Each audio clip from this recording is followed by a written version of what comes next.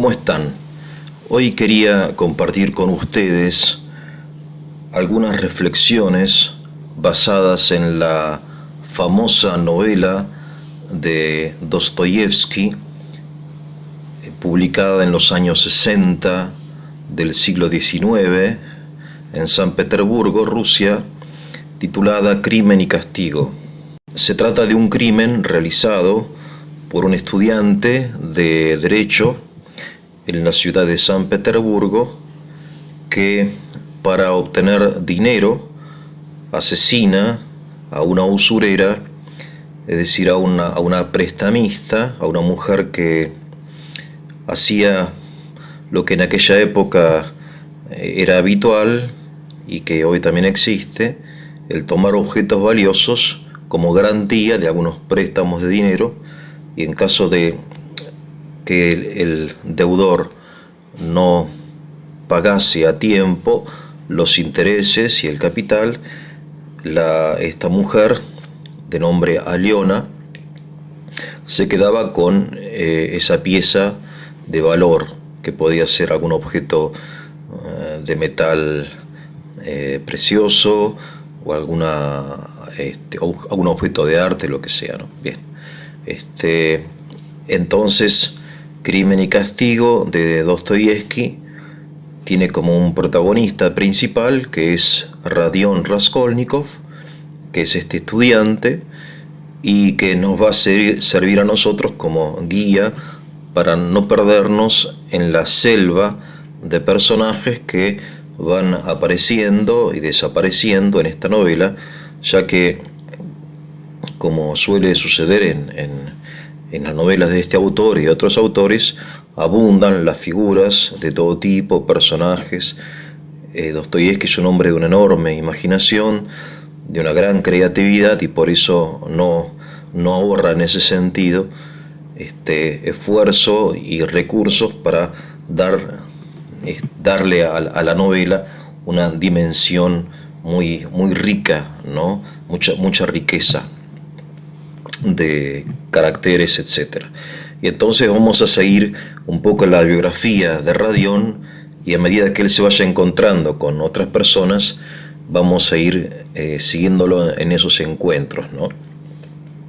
Pero bueno, el crimen de Rodion, quizá como todo crimen, se podría dividir en etapas cronológicas, ¿no?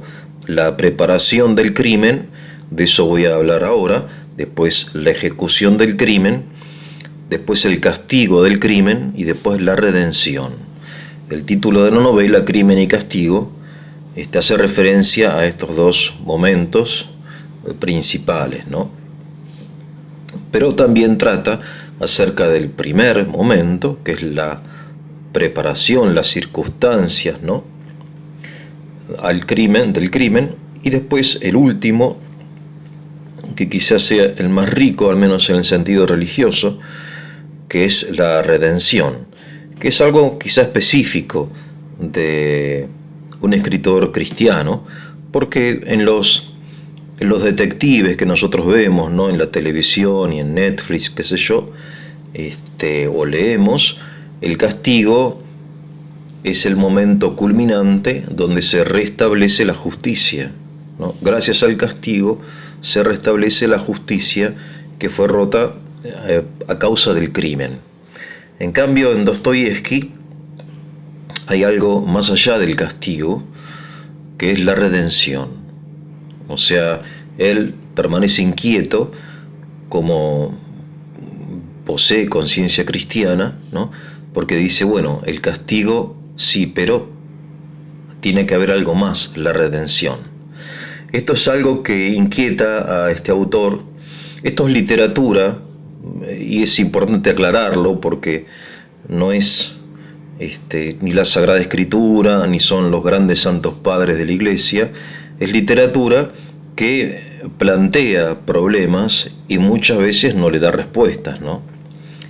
Por eso no hay que elevar a autores, de estos autores que son grandes autores, al nivel de la Sagrada Escritura, pero tampoco hay que desconocerlos porque son muy importantes, y mucha gente ha llegado a la verdad mediante la literatura, ¿no? Pero vuelvo a decir, esto es literatura y hay gente que no le gusta la literatura y no lee.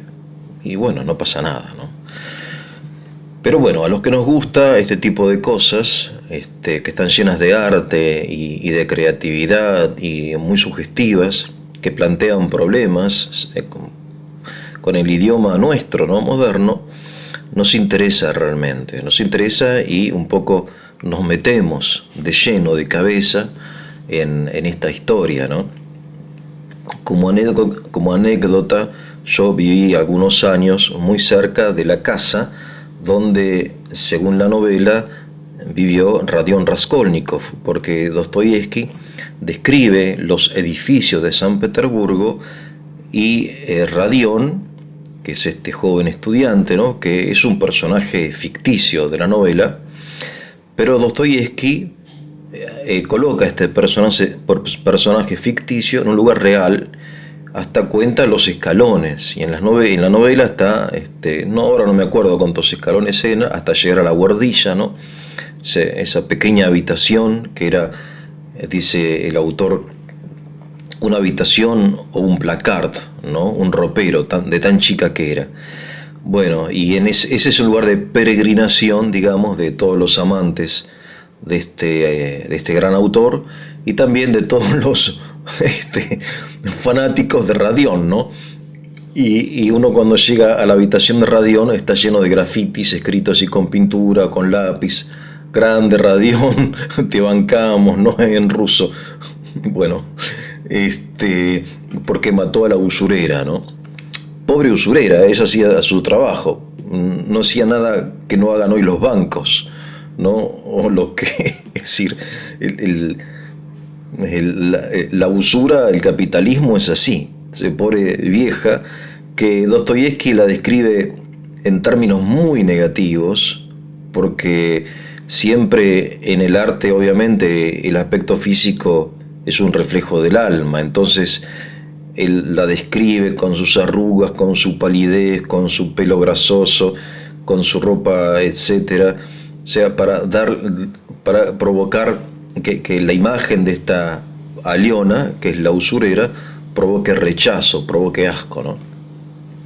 En definitiva, se ganaba la vida haciendo lo que hacía, y Radión, que la va a matar, anteriormente había sido cliente de ella. Digo, porque es lo que se llama un chivo expiatorio, la mujer esta, ¿no? Aliona. Pero bueno, me adelanté, vamos a la parte preparatoria a las circunstancias. En primer lugar, hay que saber, cosa que mucha gente no dice, es que Radión está enfermo.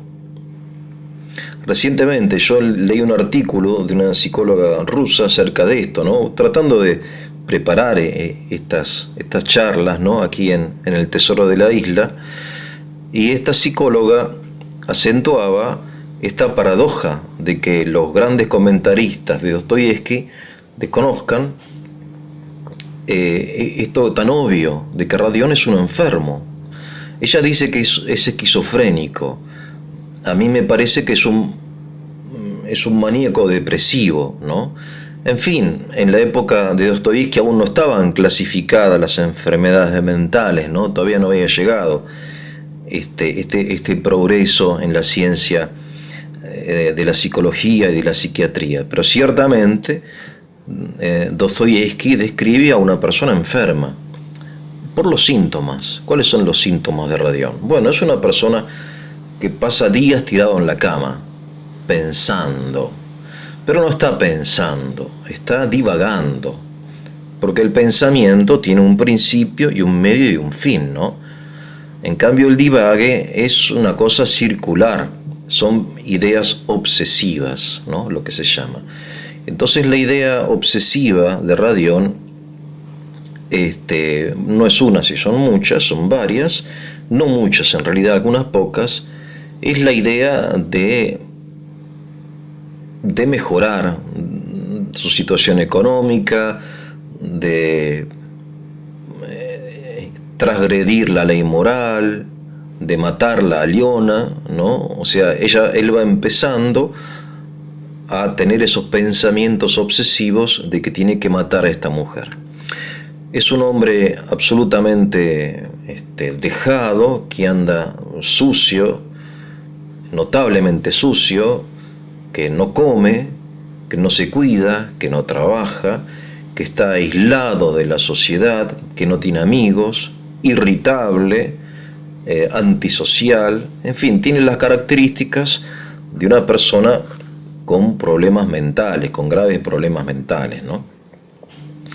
Y digo, es curioso que, por ejemplo, un interesante comentador de Dostoyevsky actual, ¿no? Andrés Bykov, también ruso, él habla recientemente de una charla sobre esta novela y no menciona la neurosis o la psicosis de Radión.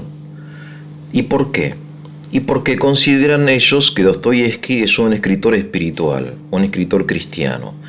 Y entonces todo tiene que ser espiritual, y no. Dostoyevsky, ante todo, es un hombre realista, y sabe que el hombre es, como dice San Pablo, cuerpo, alma y espíritu.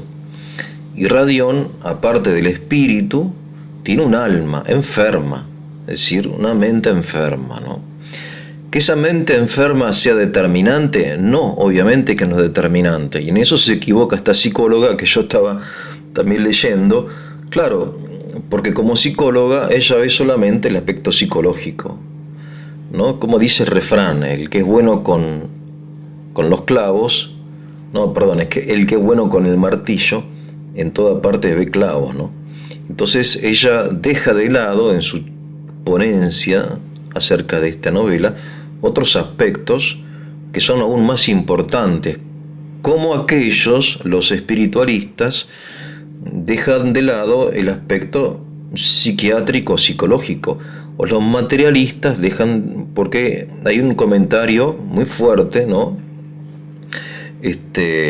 Una interpretación, mejor dicho, muy fuerte, materialista, de esta novela, que dice que Radión es resultado de la miseria provocada por el liberalismo, porque estamos en plena revolución industrial, ¿no? Y entonces las masas populares de campesinos emigran a la ciudad, están desarraigadas de su terruño, no tienen recursos, no tienen familia, no tienen protección del Estado, ¿no? Son explotadas en fábricas, en el mejor de los casos, y en el peor de los casos padecen miseria. Y entonces los materialistas, los marxistas, creen que Dostoyevsky está haciéndole la crítica a la sociedad capitalista. Es muy interesante porque cada uno ve lo que le conviene, ¿no? Los espiritualistas, cristianos sobre todo, ¿no?, con buena intención, creen que Radión es la encarnación del Prometeo moderno, del orgullo, de la soberbia, del hombre que se rebela contra Dios, del transgresor de los mandamientos, y yo estoy de acuerdo con eso, principalmente es eso, ¿no? Los psicologistas creen que Radión, en fin, obra casi obligado por su enfermedad, lo cual es un disparate, porque hay mucha gente enferma que no es criminal, no tiene nada que ver, no hay una relación directa entre una enfermedad mental y un desorden moral, de ninguna manera. Y los materialistas, los marxistas, los socialistas, creen, como hoy creen también y dicen en la Argentina, que la gente comete delitos obligada por la miseria, que también es otro disparate, ¿no? Pero bueno, lo interesante es darse cuenta que el hombre, como enseña bien la teología, es una unidad, cuerpo y alma y espíritu, ¿no? Y que están íntimamente relacionados, porque las enfermedades mentales obviamente tienen causas no solamente de carácter mental, o de falta, no sé, de proteínas, o de enzimas, o de neurotransmisores, qué sé yo, sino que puede estar provocadas obviamente por circunstancias culturales, la agresión padecida en la niñez, la falta de nutrición, la explotación social, etcétera, etcétera. Y también, ¿no?, está todo unido, y la verdad última solamente Dios la conoce, ¿no? Entonces, si uno toma la parte mental de Radión, obviamente ahí hay un elemento muy importante que hay que destacar y que se agudiza después del crimen, ¿no? Porque el enfermo mental puede empeorar o mejorar, ¿no? Como toda enfermedad. Mejora si toma sus medicamentos, si va al psiquiatra, o si trata de llevar una vida normal, si hace el esfuerzo, ¿no? Aunque esté deprimido, etcétera, ¿no? Yo he conocido mucha gente que hace este esfuerzo y lleva una vida sana. No es que no sufra, pero lleva una vida digna, ¿no? Pero después hay personas que tienen alguna dolencia mental y hacen lo que quieren, se drogan, se emborrachan, no trabajan, ¿no? Le echan la culpa a todo el mundo, son manipuladores, etcétera. Entonces sufren más. Es lo que le pasó a Radión. Entonces, desde el punto de vista material, Radión vive en la miseria. En este sentido, tienen razón los socialistas. Dostoyevsky toma mucho de Dickens. Algunos lo llaman el Dickens ruso, porque ustedes saben que Dickens, ¿no? Charles Dickens, el autor de Canción de Navidad, Cuento de Navidad y otras novelas preciosas, tiene ante sus ojos la Inglaterra de la Revolución Industrial, donde hay una gran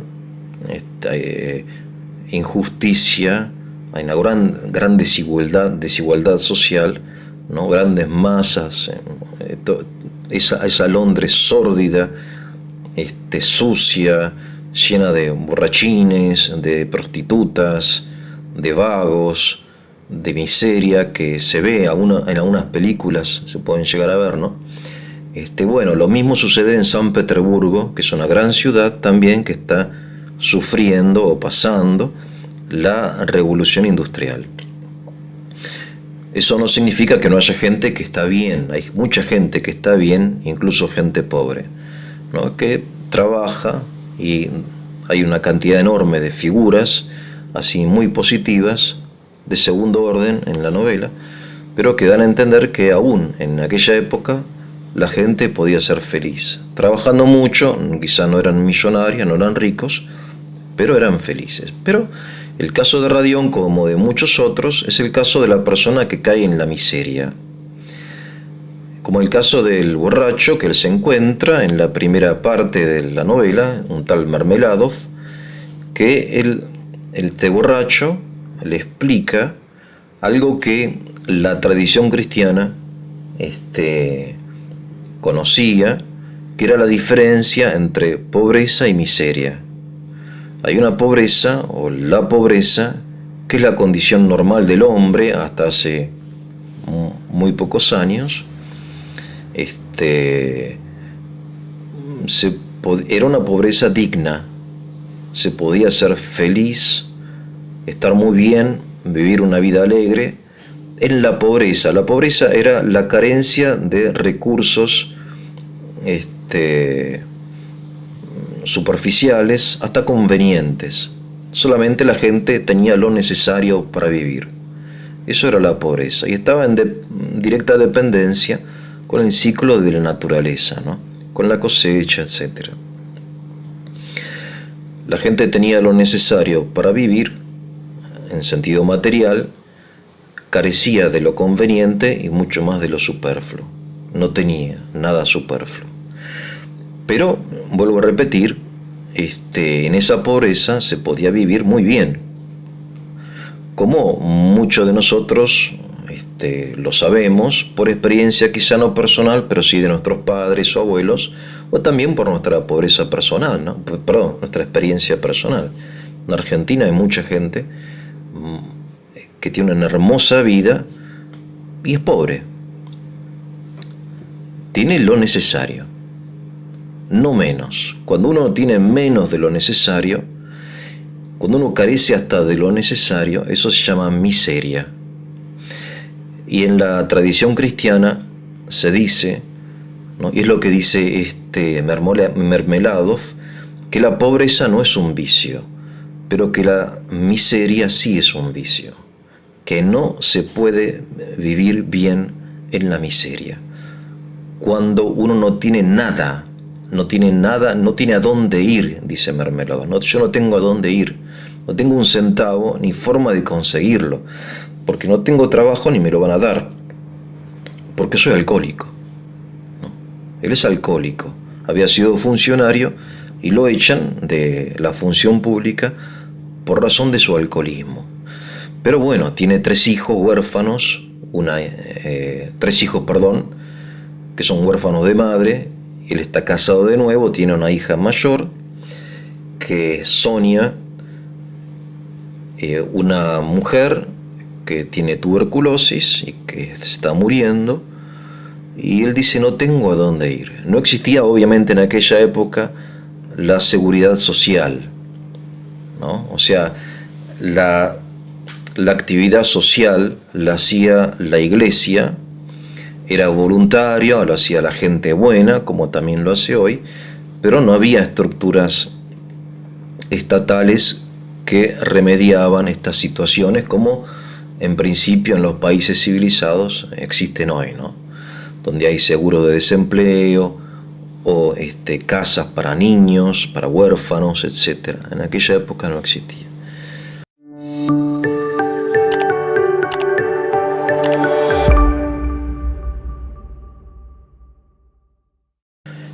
Esta diferencia entre pobreza y miseria es importante en la novela. El mismo Dostoyevsky sufre también años de miseria, hay que decirlo, porque era jugador y entonces viajaba a Alemania, se gastaba el dinero en la ruleta, no ganaba nunca, ¿no? Y entonces para pagar sus deudas, ¿no? Porque está pasando hambre en Alemania, estoy hablando del Dostoyevsky real, ¿no? Empieza a escribir, y gracias a eso él escribe alguna de sus mejores novelas, ¿no? Apurado para recibir el dinero de la editorial, de la casa editorial. Bueno, el hambre y la miseria. Raskolnikov, Radión, vive en la miseria, pero también es una miseria, digamos, que puede ser remediada, porque hay estudiantes como él que dan clases o traducen algunas cosas. Él no quiere, él quiere el capital de una sola vez, dice él, ¿no? Bien, entonces tenemos como etapa preparatoria, ¿no?, las condiciones. De esto se podría hablar muchísimo, estoy haciendo un resumen de un resumen, por eso me van a perdonar si dejo de lado un montón de cosas que los que han leído la novela lo saben. El aspecto material, el aspecto psicológico y el aspecto espiritual, que es el más importante. Radión es el creador de una idea. Por eso la mayoría de los comentadores hablan de la idea, ¿no?, de Radión. ¿Cuál es la idea de Radión? Radión es el nombre, Raskolnikov es el apellido, ¿no? La idea de Radión es la siguiente. Hay dos clases de hombres. El hombre común, ¿no? Él lo llama la criatura temblorosa, ¿no? Tvar drajashaya en ruso. La criatura temblorosa, que somos ustedes y yo. O sea, las personas que nos sometíamos de niños a nuestros padres, después a nuestros maestros, nos sometemos a Dios, después los que están casados a su patrona, los curas a su obispo, y todos a la FIP, y bueno, somos esto, ¿no? Sometidos, las criaturas temblorosas, lo llama él Radión, y después está el superhombre, Sverchчеловек, dice Radión. ¿Quién es el superhombre? El hombre que es capaz de transgredir, el que es capaz de liberarse de esa obediencia, de ese sometimiento, pero no solamente por rebeldía ciega, sino porque tiene una misión en la vida. Y esa misión en la vida es tan importante que no importa ni el bien ni el mal, ¿no? O sea, si hay que matar, se mata. Él da el ejemplo de Newton, ¿no? Si Newton, que es el gran descubridor de las leyes del universo, ¿no? De la gravedad, etc., tuviese que haber asesinado a 10 personas para dar a conocer al mundo estas leyes tan importantes, lo podría haber hecho tranquilamente, dice, ¿no? El gran modelo de superhombre para Radión es Napoleón Bonaparte. Todo el siglo XIX se desarrolla, en cierto sentido, bajo la figura de Napoleón Bonaparte. Así como el siglo XX se desarrolló bajo la sombra de Lenin, de Stalin, de Hitler, en el sentido negativo, ¿no? Destructivo, el siglo XIX depende de esta figura que no es suficientemente conocida o estudiada, que es la figura de Napoleón Bonaparte. Y entonces dice Radión, Napoleón Bonaparte, por difundir las ideas de la Revolución Francesa en todo el mundo, no tuvo compasión de nadie. Con su ejército avanzó hasta las lejanas tierras de Rusia, etc., y no tuvo ningún tipo de problema en sacrificar a la juventud francesa, ¿no? Ustedes saben que el ejército francés en la campaña de Rusia llevó 750.000 soldados. Estoy citando de memoria, acá me puedo equivocar, ¿no? Y volvió con 25.000 de Rusia, ¿no? 750.000, 25.000. Y sigue siendo un ídolo, es idolatrado Napoleón, ¿no? Un asesino, un loco. Pero bueno, es un superhombre, ¿no? Y entonces estos superhombres, ¿no?, tienen derecho a matar. Entonces la pregunta de Radión es si él, a saber, Radión, pertenece a la clase de superhombres, ¿no? Esto es lo que él quiere demostrar matando a Liono. La pregunta es, ¿se puede matar a un inocente? Esta es la cuestión filosófica que plantea Dostoyevsky en esta novela. ¿Bajo qué circunstancias es posible, es lícito, es moral matar a una persona inocente? El cristianismo responde bajo ninguna circunstancia. Bajo ninguna circunstancia se puede matar a un inocente. Después las ideologías modernas van a decir, bueno, inocente. ¿Qué significa inocente? Hay una culpa individual y una culpa colectiva, ¿no? Esta es la teoría marxista de la lucha de clases. Hay una clase explotadora. Nadie dice que las personas que pertenezcan o pertenecen a la clase explotadora sean malas, pero son culpables por pertenecer a la clase explotadora. Y ahí que cuando la Revolución Rusa, ¿no?, en Rusia, la Revolución Soviética, se plantea la necesidad de destruir físicamente a la clase aristocrática, ¿no?, a niños, jóvenes, mujeres, ancianos, etc., porque su culpa consiste en pertenecer a una clase. Y también a la burguesía que no se adhiere a la ideología socialista, y al campesinado, ¿no?, a todos. Esta idea de culpa colectiva después también la encontramos obviamente en el nacionalsocialismo. O sea, los nazis sabían que había judíos que eran muy buenos como personas, pero tenían la culpa colectiva de pertenecer a un pueblo subhumano, Untermensch lo llamaban los nacionalsocialistas, ¿no? Los racistas, como los eslavos, ¿no? Entonces, el concepto de culpa se traslada, en cierto sentido, a la persona, a la colectividad. Y después, en la Segunda Guerra Mundial, la culpa colectiva se traslada a los pueblos, ¿no? Por eso se lucha no contra el ejército japonés o contra el ejército inglés, sino contra el pueblo japonés, contra el pueblo inglés. Y eso es lo que justifica, por ejemplo,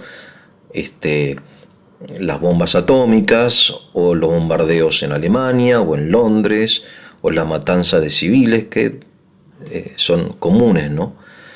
De modo que el tema que plantea Dostoyevsky en el año 1860 es absolutamente actual y trágico, ¿no? Muy trágico. Bien.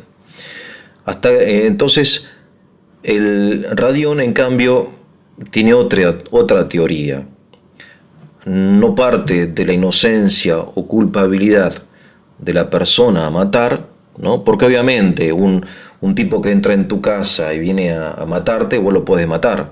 También en la guerra la gente se mata, los soldados se matan, ¿no? Esas son las dos circunstancias en las que la Iglesia considera que es posible destruir la vida de un ser humano, en el caso de defensa propia, ya sea en carácter individual o social, político, ¿no? Bien, el tema de la guerra, etc. Pero acá a Radión no le importa que la persona sea inocente y culpable. Lo que a él le importa es que el que transgrede sea o no un superhombre, tenga o no esa condición especial que tienen algunos hombres de pasar a transgredir la ley moral sin sentirse culpable, sin ser culpable, porque es parte de la misión que tienen, ¿no? Así como acá en la Argentina también los montoneros y el ERP mataban inocentes, porque era parte de la misión, ¿no? En fin, es una locura importante, y muy importante, ¿no? Y que sigue muy presente. Bien, ¿se puede matar a una persona inocente? Esta es la pregunta, según el profesor Bykov, que trata de responder Dostoyevsky, ¿no? Bueno, esa es un poco la parte preparatoria. Acá hay que también mencionar otras cosas. El padre de Radión es huérfano de padre, no tiene una imagen paterna, que también se destaca desde el punto de vista del psicoanálisis, ¿no? Esta ausencia.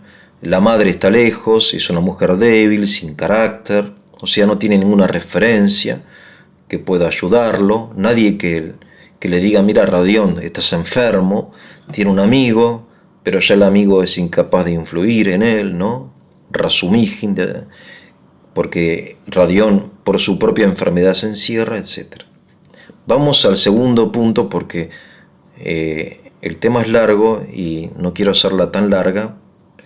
El segundo punto es la ejecución del crimen. Radión, entonces, un día determinado va a la casa de esta anciana, de Aliona, con la excusa de entregarle una cigarrera, me parece que se llaman, ¿no? Es una lata metálica tipo de plata donde la gente, en lugar de andar con el paquete de cigarrillos, era más elegante andar con eso. Y entonces entra y le pega un hachazo en la cabeza, lo cual es un disparate, porque podría haber robado él, la intención de él era robar, sin matar, porque en definitiva podría haber esperado en otra ocasión que la anciana estuviese ausente de la casa, etc., ¿no? Lo cual demuestra, por un lado, el desequilibrio mental y por otro lado, está ahí, que a él lo que le importa es la idea, ¿no? A ver si él pertenece a este grupo de superhombres.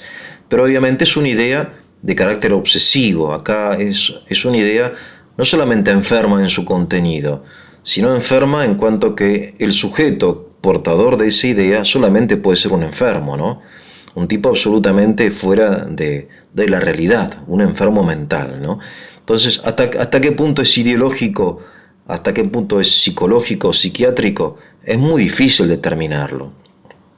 De hecho, cuando lo condenan a él, me adelanto, a 8 años de trabajo forzados en Siberia, le dan una pena relativamente suave. O sea, a él le correspondía la horca o el fusilamiento, ¿no?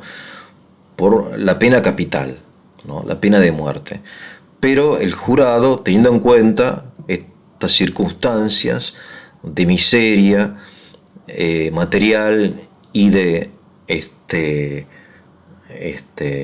debilidad mental, le dan apenas 8 años de trabajo forzados. Apenas no, porque 8 años de trabajo forzados en Siberia son como 30 años en una cárcel común de hoy, ¿no? O sea, era muy difícil poder salir vivo después de 8 años en 30 grados bajo cero, muriéndose de frío, levantándose a las 5 de la mañana para picar piedra, comiendo sopita con papa, en fin, viviendo en condiciones muy tremendas, ¿no? Pero de todas formas no lo castigan con la pena capital. Bien, acerca de la ejecución, lo importante es que Radión mata a esta mujer y no encuentra dinero, no tiene tiempo, porque cuando termina de matarla y empieza a buscar el dinero, aparece, o casualidad, la hermana de Aliona, una mujer opuesta a Aliona, una mujer santa, buenísima, luminosa, que aparte está embarazada, ¿no? Que era, digamos, precisamente lo que destaca es que el carácter opuesto a su hermana, y entonces el asesinato de una termina siendo asesinato de una segunda, porque él la tiene que matar, y de un tercero, que es el niño que Isabel lleva en su vientre, ¿no? Que no es un hecho menor.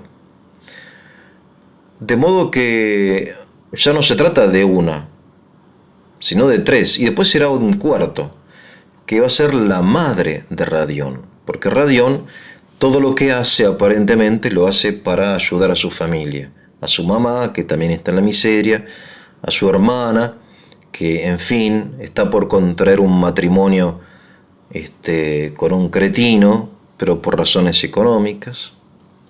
Pero resulta que cuando Radión es condenado a Siberia, la madre cae en una depresión y muere.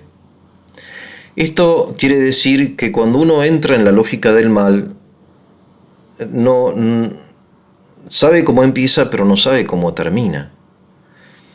El no matarás de la Biblia es una prohibición absoluta, porque el permitirse matar una vez a un inocente es abrir una caja, la caja de Pandora, ¿no?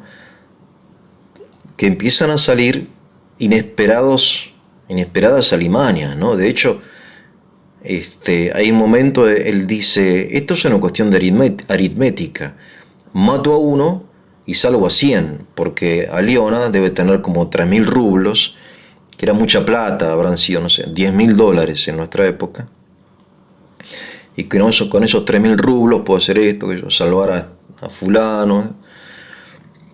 Y es aritmética, mato a una y salvo a 100.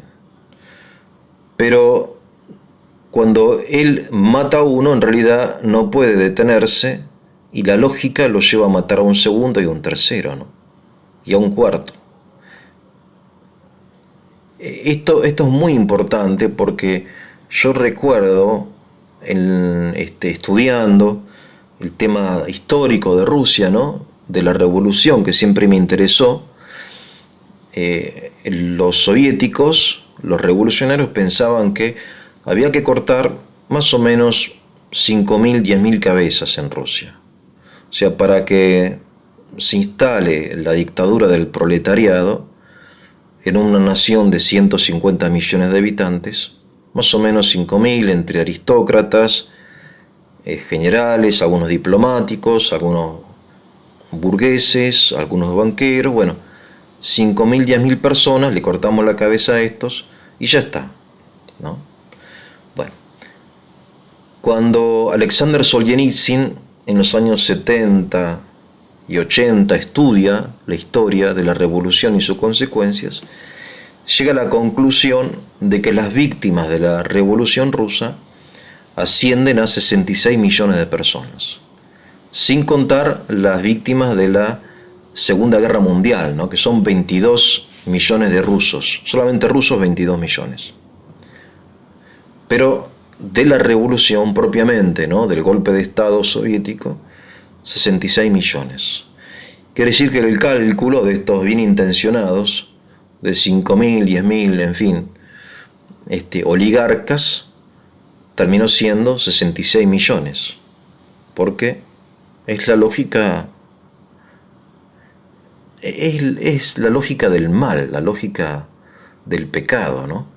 Un pecado lleva a otro, ¿no? El adulterio lleva a la mentira, después lleva a la traición, a esto, lo otro, lo vemos muy seguido en nuestra vida, ¿no? Que uno no dice, bueno, acá termino. No, hay una lógica, hay como un encadenamiento, como una ramificación o un círculo vicioso donde las cosas se van. Bien, entonces tenemos la preparación, la ejecución del asesinato, que es muy violenta, y uno se pregunta, ¿y esa violencia dónde estaba? Porque Radión era un joven común, sereno, amable, educado, sí encerrado, así, carácter poco sociable, como dije, ¿no? Pero no era violento. ¿De dónde sale esa violencia?